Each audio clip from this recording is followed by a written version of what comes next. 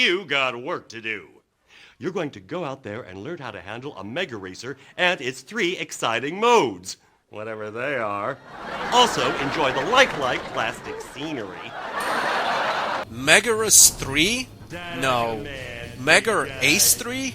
No, MegaRace 3. MegaRace 3, of course. So, MegaRace 3 is a racing game set in the future, or on another planet, or something like that.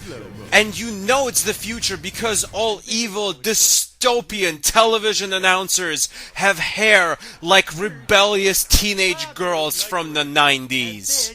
This is MegaRace 3 times the regular Mega Racing. And keep in mind that Mega Racing in itself is 3 times regular racing, so this game is like 9 times any racing you'll ever see. It is the ultimate racing game. It's Mega Racing. So in Star Wars in MegaRace 3, you race these futuristic pod racers through a bunch of horribly rendered worlds. Not only are they horribly rendered, they just look like a hodgepodge of random crap slapped together. It's like you're racing through what I'm assuming is an alien planet, and it's like, what is this? It's like you're having an acid trip. I wish I was at the design meetings for these levels. Let's just throw a bunch of different colors all around and weird plants and floaty ball creature things. It's the future in space! It's like futuristic and sci-fi things shouldn't just be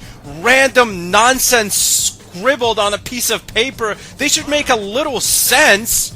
Anyway, this game handles horribly. Like, you're gonna crash into every other wall when you're turning, but especially if you're racing through narrow corridors, oh my god. But you don't have to just race forward. You can also kind of race on the walls and even on the ceiling. You can do kind of loop-de-loops. I, of course, do not recommend doing anything except just straight-out vanilla racing. Do that as much as you can, because your racer will just flip out and the game will become impossible. The camera will start shaking. You don't know what's happening. You don't know which way you're going. You don't know where the other racers are. You completely lose all perception. Your race pod just kind of spazzes out and becomes like a newborn kitten. You're blind, you're disoriented, you don't know where you are, what's happening, and what anything is. Oh, and here's a tip you won't be able to follow because the controls and physics are broken.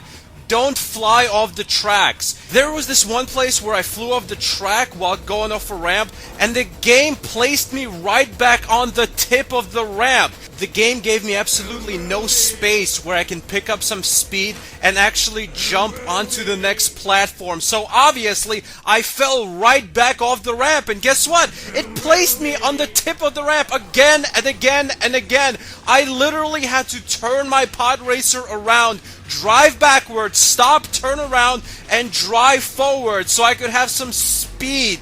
This is like bad programming 101. No, it's like remedial programming. It's like ESL programming. This is elementary level programming here. Come on! The controls mixed with this game's bad physics and camera makes this game almost unbearable when you try to do any kind of fun stunts. This game's controls and physics just betray you when you try to do something fun like driving on the walls, on the ceiling, doing loop-de-loops. If you want to have any success in this game, you just drive forward, and when you do that, it is just the most boring vanilla racing I've ever seen. Any racing strategy in this game is just an across-the-board lose-lose situation.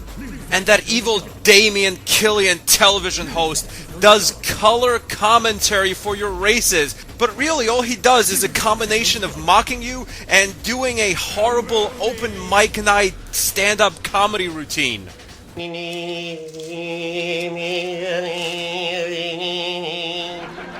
Greetings.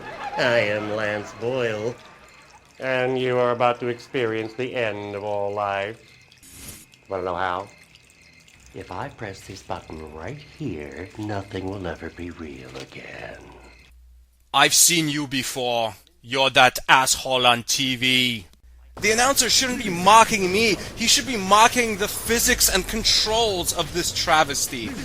And it's not like the announcer has anything interesting to say during gameplay. Most of the time, he's just on this awful loop of a few dozen catchphrases, maybe even less. After about 20 minutes of playing, I wanted to rip my eyelids out with pliers and stick them into my ears in the hopes of buffering the noise from his speech. We cut out the garbage and make you watch it. Just kidding.